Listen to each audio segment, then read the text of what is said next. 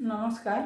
আজি আমি ইংৰাজী গ্ৰামাৰৰ কোৰেলেটিভছ কোৰেলেটিভছৰ বিষয়ে ক'বলৈ ওলাইছোঁ।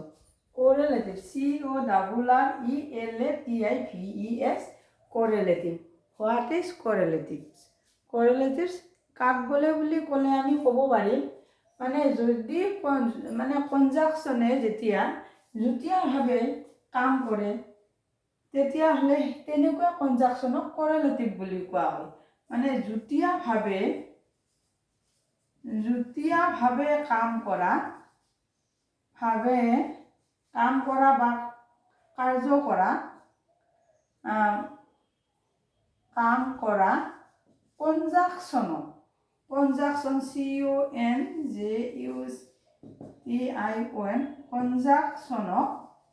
কনজাংচনক কোৰেলেটিভ বুলি কোৱা হয়। CORRELATIVES কোৰেলেটিভ বুলি কোৱা হয় বা বলে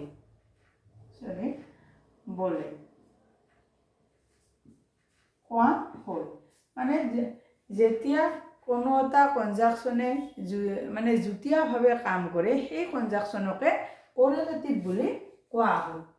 এতিয়া আমি তেনেকুৱা কনজাংচন হ'ল both and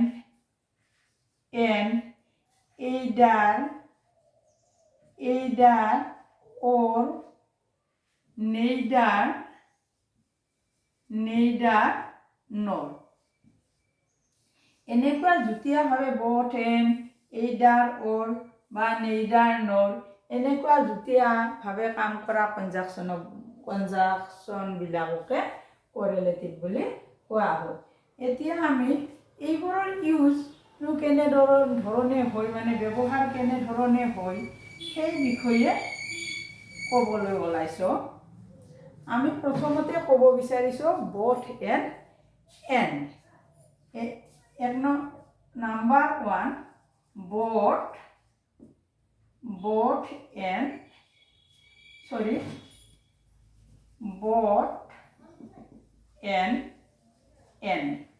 এই both and যদি দুটা বস্তুত জোৰ দিয়া বুজায় তেতিয়াহ'লে আমি both আৰু and ব্যৱহাৰ কৰিব পাৰোঁ। যদি বস্তু দুয়োটাতে জোৰ দিয়া বুজায় প্ৰেছ দিয়া যায় তেতিয়াহ'লে আমি both আৰু and ইউজ কৰোঁ ব্যৱহাৰ কৰোঁ। যেনে আমি দুয়োটাতে দুটা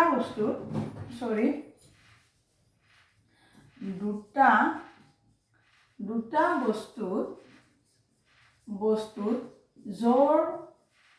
জোৰ দিয়া বুজাবলৈ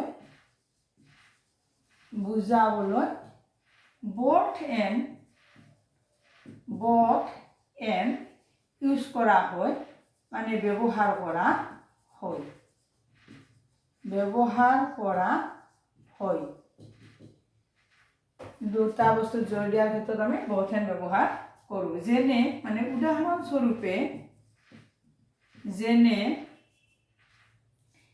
she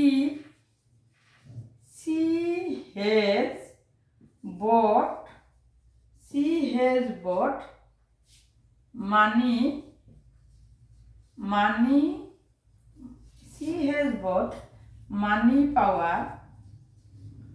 money power and both manpower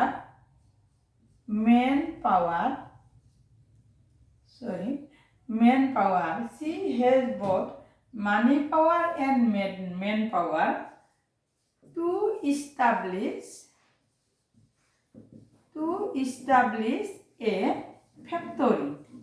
এটা ফেক্টৰী স্থাপন কৰিবলৈ তেওঁৰ মানুহ জনশক্তি আৰু ধনশক্তি দুয়োটাই আছে। এই আমি both money power and man power এই আমি যি দুয়োটাতে জোৰ দিছোঁ এটা ফেক্টৰী খুলিবলৈ হ'লে মানি পাৱাৰো লাগিব মেন পাৱাৰো লাগে। গতিকে মানি পাৱাৰ আৰু মেন পাৱাৰ যি ঠিক এনেকুৱা জোৰ দিয়া বুজাবলৈ তাৰমানে আমি বট আৰু এন ব্যৱহাৰ কৰোঁ আন এটা উদাহৰণ দিব পাৰোঁ it is bought window and cold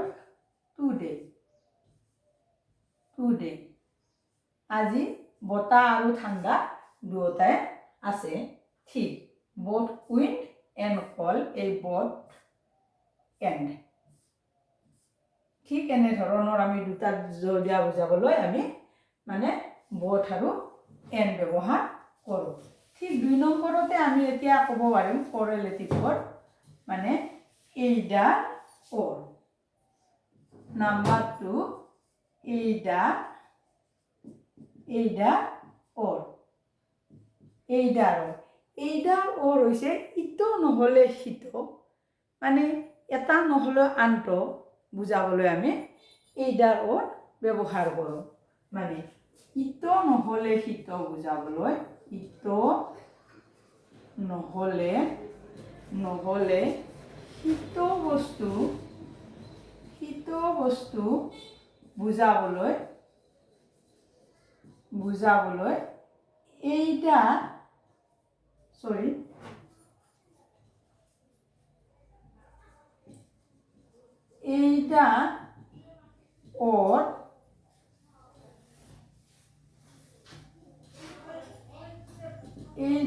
অৰ ব্যৱহাৰ কৰিব পাৰোঁ ব্যৱহাৰ কৰা হয় যদি ইটো নহয় সিটো আমি হোৱা বুজাবলৈ আমাৰ মানে কি কৰা হয় এইডাৰ অৰ ব্যৱহাৰ কৰা হয় যেনে আমি যদি উদাহৰণ দিওঁ যেনে উদাহৰণস্বৰূপে আমি ক'ব পাৰোঁ হি কেন মানে এইটোও পাৰে সেইটোও পাৰে বা এইটো নহ'লে সেইটো he can play either football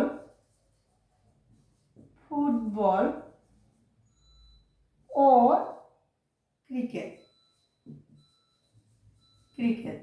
He can play either football. He can football খেলিব পাৰে নতুবা মানে cricket He can play either football or cricket নতুবা আমি এনে ধৰণেও ক'ব পাৰোঁ she বা you can appear either UPSC or APSC. You can appear either UPSC or APSC. এইটোতো এপিয়াৰ হ'ব পাৰি নাইবা সেইটো APSC-টো এপিয়াৰ হ'ব পাৰি ঠিক এনেধৰণৰ ইটো নহ'লে সিটো বুজাবলৈ আমাৰ এইডাৰ অৰ মানে কৰেলেটিভটো ব্যৱহাৰ কৰোঁ ঠিক সেইদৰে আমাৰ 3 নম্বৰ আমাৰ কৰেলেটিভ হিচাপত আমি ক'ব পাৰোঁ নেইডাৰ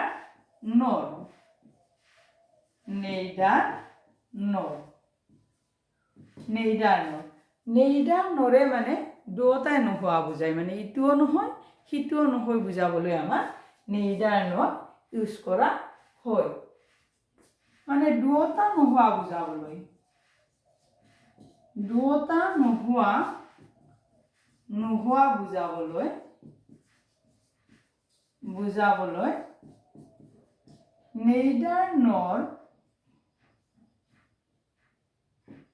নেইডাৰ নৰ ব্যৱহাৰ কৰা হয়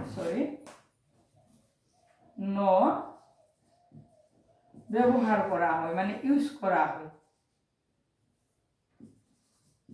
ব্যৱহাৰ কৰা হয় মানে দুয়োটা যেতিয়া নোহোৱা বুজোৱা হয় তেতিয়াহ'লে আমাৰ নেইডাৰ নৰ ব্যৱহাৰ কৰোঁ যদি আমি উদাহৰণ দিওঁ তেতিয়াহ'লে আমি বুজিবলৈ সহজ হ'ব যেনে you can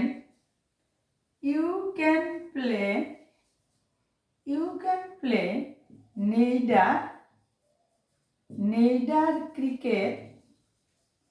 neither cricket nor hockey. You can play neither cricket nor hockey. মানে তুমি ক্ৰিকেটো খেলিব নোৱাৰা, হকী খেলিব নোৱাৰা, মানে দুয়োটা নোৱাৰা বুজায়। বা আমি ঠিক তেনেধৰণৰ আমি ব্যৱহাৰ কৰিব পাৰোঁ নেইডাৰ নৰেদি। আৰু এই নেইডাৰ নৰটো আমি ব্যৱহাৰ নকৰি আমি যদি ভাৰ্বৰ লগত যদি আমি নট ইউজ কৰোঁ, তেতিয়াহ'লে আমি এই বাক্যটো বুজাবলৈ আমি এইডাৰৰ ব্যৱহাৰ কৰিব পাৰোঁ। এই বাক্যটো বুজাবলৈ আমি এইডাৰ অৰো ব্যৱহাৰ কৰিব পাৰোঁ। যেনে ইউ কেন নট প্লে এইডাৰ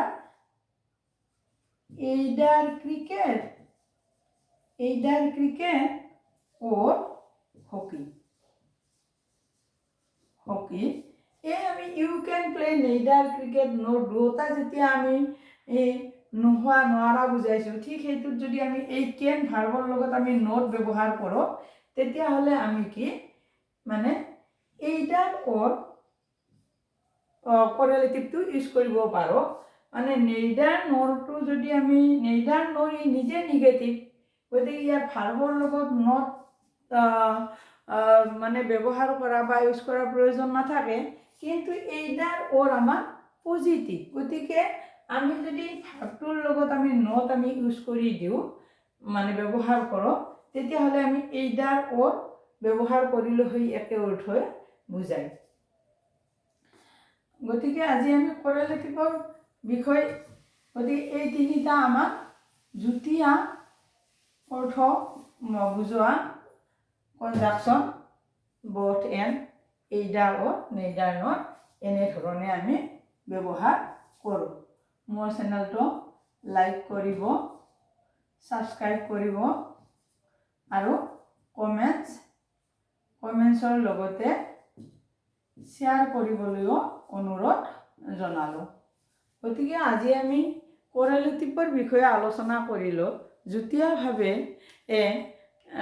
কাম কৰা বুজাবলৈ আমাৰ যিবোৰ কনজাংচন ব্যৱহাৰ কৰোঁ, সেই কনজাংচনবিলাকক কৰেলেটিভ বোলে। আৰু সেই কনজাংচনবিলাকে আমি যেনে both and এইডাৰ অৰ নেইডাৰ অৰ সেই বিষয়ে আমি আলোচনা কৰিলোঁ। আজিলৈ ইমানেই। নমস্কাৰ।